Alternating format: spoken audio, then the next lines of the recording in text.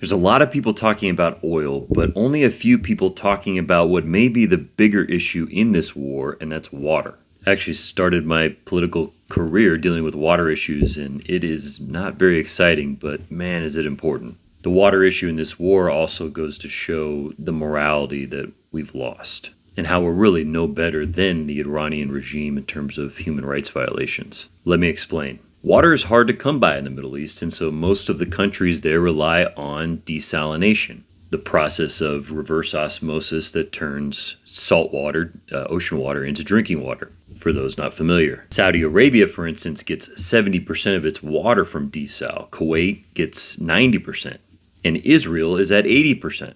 And this was actually an issue in the first Gulf War when Iraq clogged up the intake for the desal plants in Kuwait. Iran, on the other hand, only gets 10% of its water from desal. And that's because of its geography. They have mountains for snowpack and groundwater. And they've dammed up, I think, pretty much every river. Now, because of U.S. sanctions, Iran has been trying to become more self-sufficient.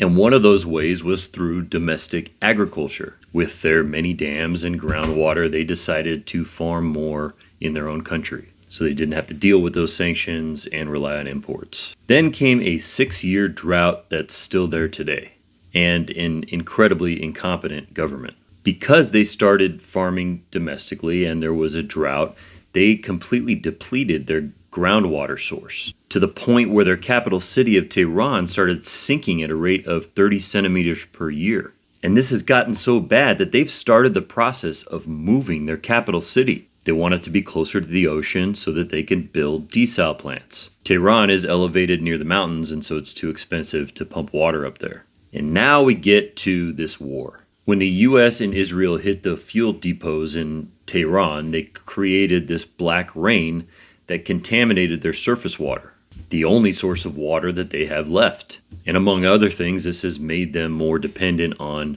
imported food sources, which is not easy to come by right now.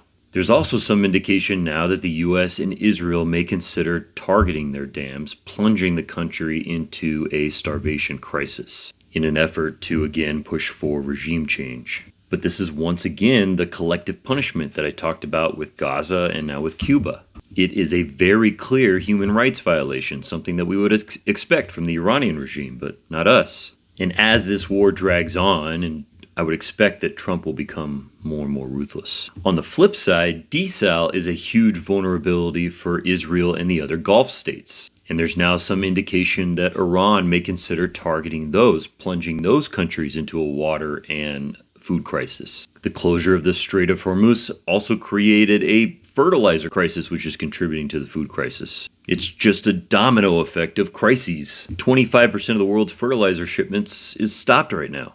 All this has the makings for a complete disaster, and no one is de-escalating. I'm not sure anybody's mature enough in the situation to de-escalate. And so we are in for the long haul, and all I have to say is just make sure that your kids do not end up over there, whatever you have to do.